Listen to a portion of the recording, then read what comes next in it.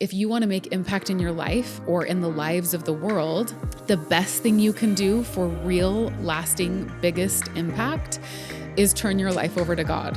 You can trust and you can have faith and you can believe in Him that actually what's going to make most impact is what He can guide you to right now, right here, to the people you care about most. Hello, friends, and welcome back to another week on the Lizzy Jensen Show. So happy to be back with you. Today's episode is going to be just more raw and vulnerable, me talking and having a conversation with you and giving you some updates on where the show has been and also talking about where the show is headed. We are coming up on the end of season 2, which is hard to believe, crazy for me actually to believe we have done 2 full seasons of the show, starting with the name Lean In with Lizzy, moving to the Lizzy Jensen Show, and thinking about what's next. I've loved this season. We've taken some diversions on this season, jumping into some LDS missionary concepts and talking about all of that. We have brought in some awesome guests. I've done some other solos. It's been a really fun season.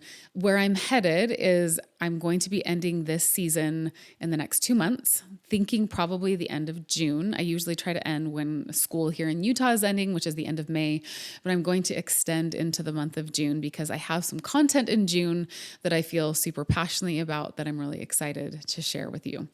So we've just ended this Media for Good campaign, which I loved doing. I am obsessed with our cause that we chose, Return and Rise, with Jane Clayton at the head of that, and really have had an appreciation for Capita Financial Network. This is not another plug for them, but just really the fact that they took a chance on this show and wanted to sponsor this amazing cause, and just their hearts to help women in the workplace has been really inspiring to me. So another big thank you to Zach Call. His episode was amazing. I loved the takeaways there on women and finances and why it matters that we get as involved and excited as we need to about our finances, because we can go and make impact when we have the finances to do so. So I love that episode. And then just another plug for Jane Clayton and Return and Rise. If you are feeling stuck and lost and not sure how to move forward, but feel like your time is changing and a chapter is changing in your life and you're ready to get back in the workforce to figure out your gifts and talents and where you need to go. Again, she has that 10-week group where you'll have women just like you meeting with you, walking through the steps to get you in a place to know what's next for you. So big plug for them, Return and Rise. Love her so much. And it was an honor to be, in a way, a spokesperson for them last month. So where are we headed on this show? I have some episodes coming up in May that I think you are really going to love. 2 that I've been wanting to do really forever. One in how do you get a small group of women that you feel close to, that you can open up to in your life. I have a panel discussion with some women that I admire in so many ways. They're going to be teaching you about why it matters and how you can do it. If I had to pick one thing that's changed my life over the last year, it honestly would be this, that I found a small group of women. I mean, God honestly pulled me into this group. I didn't deserve it, and they have been the biggest gift and blessing in my life. Shout out to you women if you were listening. I've been able to share things and ask for prayer and hear a vulnerable side of these women's lives and what's really happening behind the scenes. I've just never experienced anything like this. And I'm convinced that sisterhood is one of the most important things for us as women. And if you don't have a small group of women, and I don't care if that's 2 women of your life, I think this group has something like 13 women in it. If you don't have a small group of women that you can trust and ask to pray for you or pray with you or for you to pray for them, if you don't have that, I really want to encourage you to start being prayerful and to think about how you can find that in your life. And this episode is going to help. Another one is I've gathered 3 friends that just seem to be those kind of women who talk to God and hear from God and hear it so clearly. And I'm bringing them on also a panel discussion. I'm doing 2 this month. So fun. And asking them, how do you do it? Let's get tangible and practical. What does your time with God look like? Whether that's prayer or scripture study or time in the mountains, what do you actually do to hear Him? And we're going to be breaking that down. And I'm going to try to bring the best questions I can to both of those panels to make it feel really doable for you, so you can right away apply this in your life. After this month, I'm not going to share the theme yet of what we're going to be talking about, but I'm hoping to go out with a bit of a bang, with a bit of an announcement, and with some things that I'm going to share. And then also just talking about a topic that's really near and dear to my heart that I think we need to redo in society in how we talk about it. So really excited about that. In this episode, it's just going to be a mini episode today. I really want to talk about two things. One, I want to talk about a question I was asked on a podcast not too long ago. And I feel really strongly about the content and the answer that I gave. And so I wanted to make sure for those of you who don't find that podcast that you get that answer here. And then we'll round up the episode with hopefully seeking some feedback for you. So just last week, maybe it was 2 weeks ago, I was on a podcast, and on that podcast, the girl asked me a question that I keep thinking about, that I think matters a lot to address today, especially if you're listening in and you're in the middle of a decision-making time or trying to figure out what to do with your life and just feeling pulled between two worlds. So the question was this: if I turn my life over to God, do I have to turn my dreams over too? And does that mean that I can't dream big anymore and I won't make impact in a way that's big and exciting and interesting? This is how I answer the question and what I want you guys to know. So the first answer I would give is, in the view of the world, the answer might be yes. You might be taken to places in your life and situations and true Jesus ministering in ways that feel really, really small. Maybe it's I want you to help your neighbors, and you feel like, wow, that really doesn't impact the world in any major way. Or maybe it's caring for an aging parent that's struggling. Or maybe it's really right now I'm focusing on one child who has bigger needs, or a spouse who really needs me to support them in a role that feels maybe secondary and not as visual and not as important.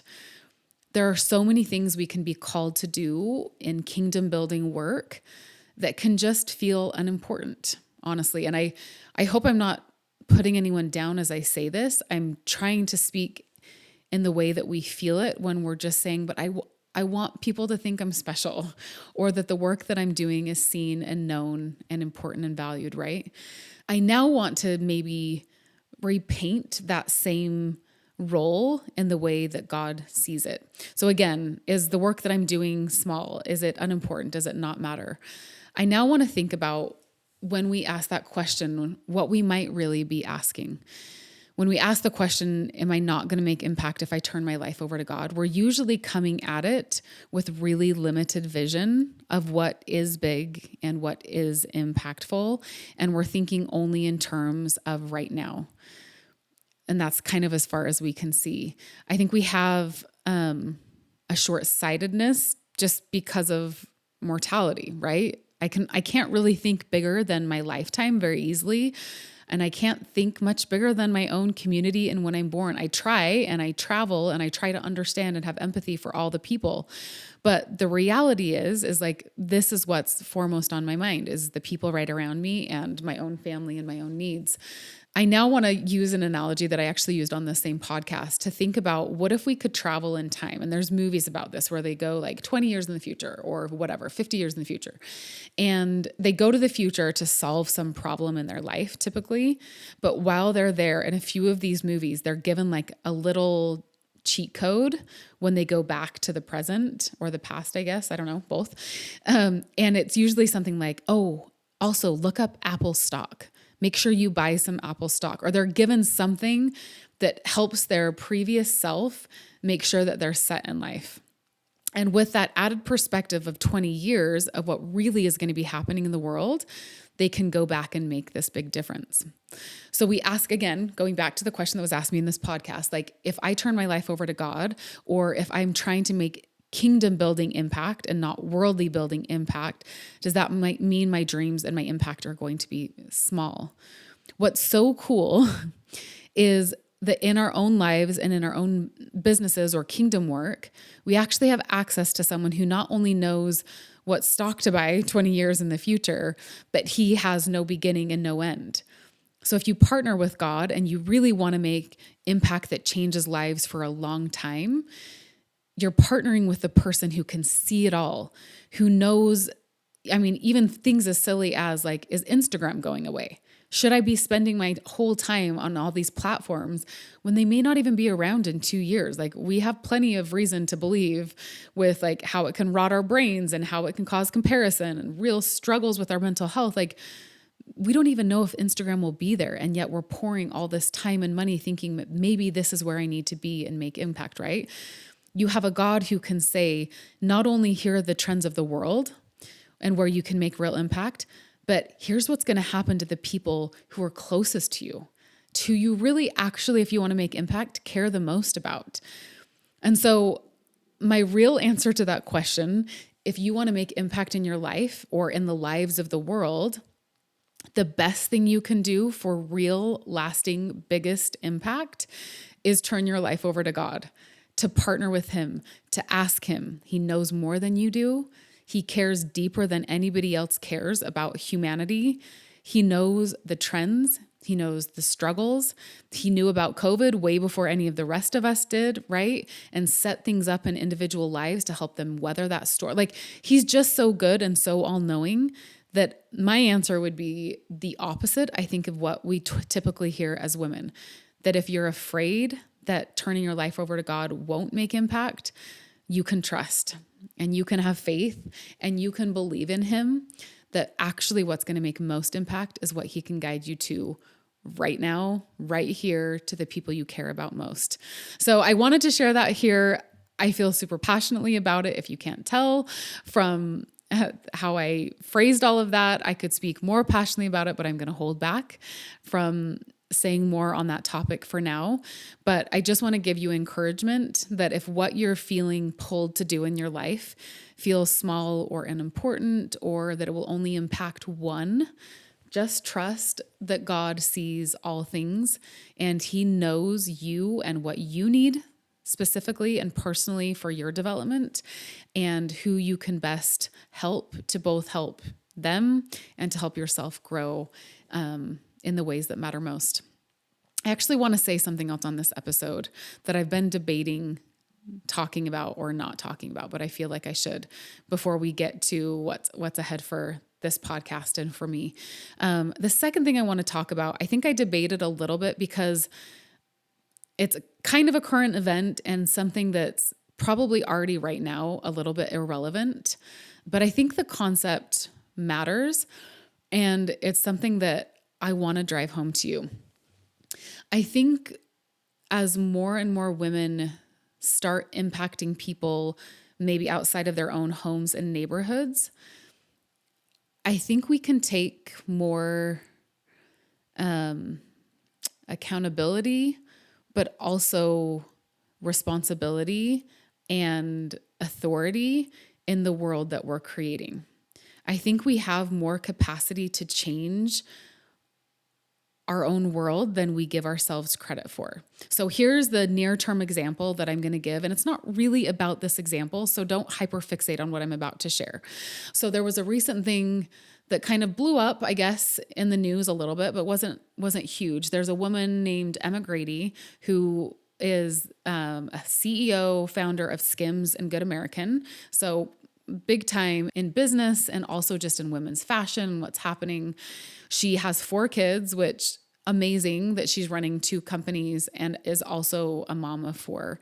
And she recently wrote a book. She had a huge PR campaign, did it brilliantly, did a fantastic job getting on every major news outlet, getting in the door of everyone she wanted to, right? It was like PR at its finest. And I'm sure was very intentional, no doubt, about how to get on every show and exactly her talking points, because in every single interview, she basically said the exact same thing, which is, again, how you run a great PR campaign. And she talked about women's impact and all the things in her book, which I have not read. Probably will, actually. Her podcast is really great. She does a really great job. And I think she's a total class act from what I've seen. I know nothing about her. I have not done gone down the rabbit hole of who she is, her family, anything like that, right?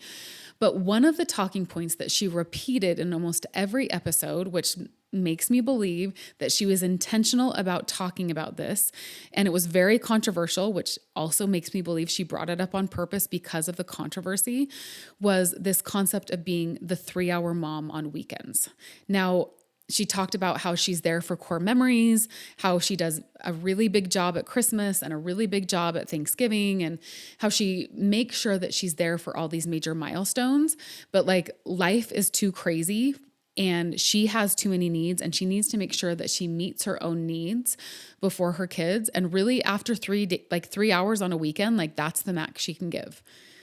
Now, where you may think I'm going with this is like some judgmental road, like, oh my gosh, how is she only spending 3 hours with her kids? That is none of my business, and that's none of any of our business. And that is where all of the spotlight was, either women saying like, yay, thank you for liberating us. Now we can say, yes, I'm burnt out after 3 hours too. Or women on the other side saying, I cannot believe she only gives 3 hours. And she's so entitled because she has nannies and she has all this help. And that's why she's only giving 3 hours. That's like not even realistic, right? And I think, sure, pick your side and argue it out and duke it out. What I will say is I love the fact that she is a mom. I love that she's having kids. Like, so many people right now are even questioning whether or not they want to have children, right? So I'm just not her judge, and I don't care to be her judge or make some commentary about a life that I know nothing about. I don't know how she mothers. I don't care, right? Like, that's between her and God and her husband and the work that they do together. What I do think is interesting is that there was no conversation at all about the fact that we have set up a society right now where it's really hard to be a mom and to work. And we aren't taking accountability for the fact that we could create some of the rules ourselves. The best person who could do this is Emma Grady. She owns 2 companies. She could change work culture in a dramatic way if she wanted to. What do work hours look like? What does it look like to have your kids at work or not at work? What's the type of schooling? Like, right now, our schools are failing us in America. Like, reading levels are down 30%. It's horrendous what's happening. You guys know I'm crazy passionate about education. That's why I worked as a co-director for a private school for my own kids for 4 years, because I wanted to see change and I wanted there to be an outcome and an opportunity that was good for our kids, right? And so I think about her saying like, it's so hard. And then I think about what's hard in motherhood right now. Here's what's hard for me. We live in a world where to do the work we do as women, we're on our phones, we're on our computers, we're in our offices. And that's very different than what work ever looked like for women. Women have always worked. Unless you were royalty, you worked all the time. Your work just looked different. It looked like cleaning clothes and farming and cleaning the house and doing all the things right there with your family, right? What made it different is 50 years ago, 100 years ago, you were working right alongside your kids. Sometimes they had opportunities for education, and you were lucky if that was the case, especially if your daughters did. But more often than not, the act of survival was your job, and you did it right alongside your kids. So if you were sewing, they were learning to sew too. If you were hoeing a row and planting seeds, they were doing the same thing. And what was happening at the same time you were working? You were transferring values and opinions and hot takes, and everything that you were doing was conducive to parenting. Now, could you still do it and not want to talk to your kids, or could you still shut yourself up?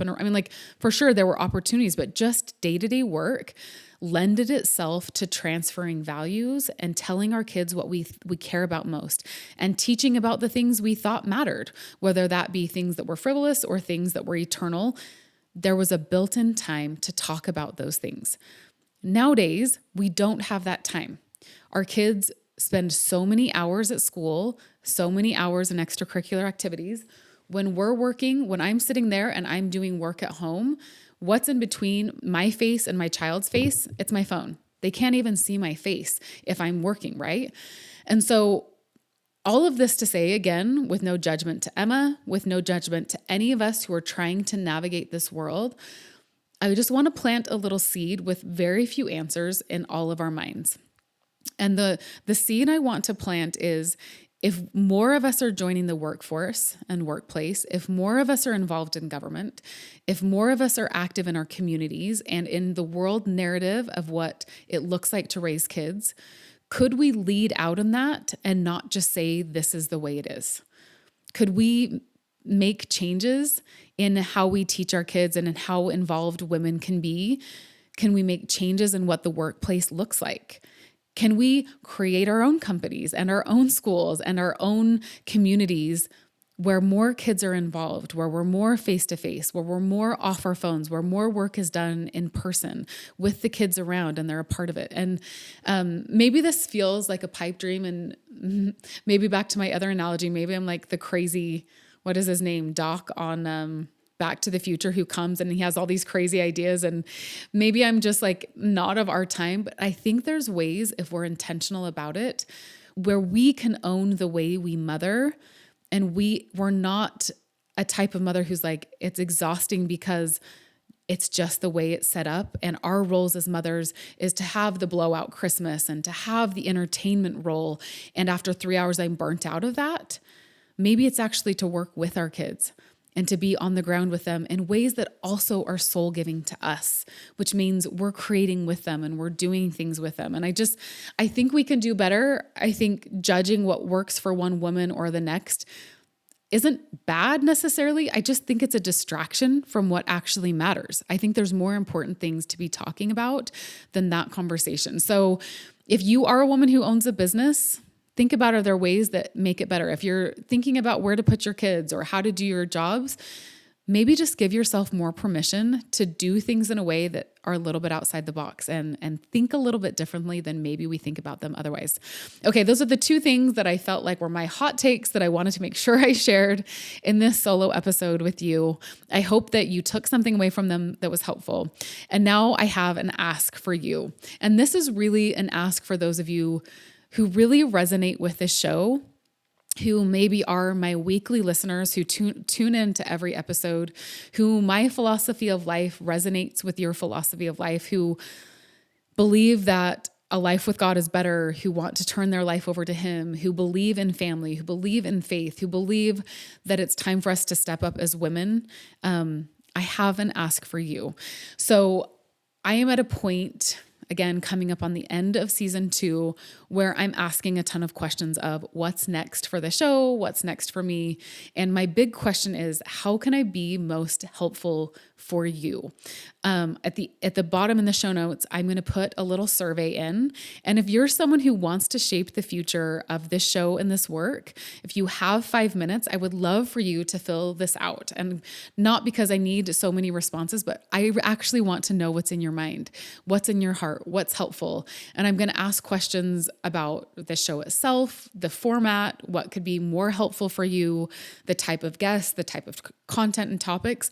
But then I'm going to broaden it to that. And this is actually kind of exciting to me. I'm in that phase of brainstorming right now where I've taken all the limitations off. There is no box that I'm in. This show, I'm a show. I don't even know if I like that term. What I do to hopefully build the kingdom and build the women around me could be anything, right? Right now it's a podcast. It used to be a blog. It was a meditation app for a time. It can be anything. And I would love to know what would be most impactful for you. Is it live events and experiences where I take a small group of you or a huge group of you and we tackle one topic together? Is it that I take a small cohort and we focus on something really niche and help you get from point A to B? Are you looking for more classes or courses, which lots of people don't finish, so I don't know if that's the best format, right? I'm going to have the survey for you to fill out. But beyond that, if you have feedback that you would love that feels personal to you or that you think would hit a broader audience, feel free to even send me an email at lizzy@lizzyjensen.com. I am going through some changes in our life. I have an oldest. Our oldest is headed to high school, which is amazing. And we're doing some really cool things with her in high school, which again is something I could be talking about, our teenagers and how to really help this rising generation be more educated, know how to talk to people, what they should think, classical literature. Like I have a whole side that we're going down, but that's going to change my capacity and availability. And so I'm asking the questions right now. So if you love this show, if you feel like you're one of those who just resonates with this and have 5 minutes, I would love your feedback in any way. And especially if in the last question you have like an other of some things that you think I could do that I haven't even considered yet, like broaden my horizons even more. I would love that so much and would love to hear from you. Bottom line is I believe in women. I believe in our capacity to change the world, even in ways that maybe those at the top of business haven't even considered yet or feel like we could do. I believe that there are no excuses for our generation. We are not victims. We have every opportunity, even those of you in terrible situations. You have the capacity within you and a God beside you who wants you to find peace and freedom and joy. And as you take small steps, you will see miracles unfold and doors open that you didn't even think were possible. So I'm super fired up about the next 2 months of this podcast. I'm so grateful for every one of you who listen in. I look at our listener numbers and I'm like, who is even like tuning in and cares? And it's just an honor that you spend time with me and with the guests that I bring on. And I love you. I believe in you. I'm so excited to see what this next phase of this show brings for all of us and for my family, and excited to hear your feedback. So next week, I have an amazing guest who is going to be back on. I'll probably in a few weeks, again, have another solo and share some of the things that you shared on this and maybe a little bit more direction for the show. But thank you for tuning in. I'm excited for the week that each of you have ahead and hope you take control and agency of who you are in your life and find a ton of joy and love doing it. And we will see you next week.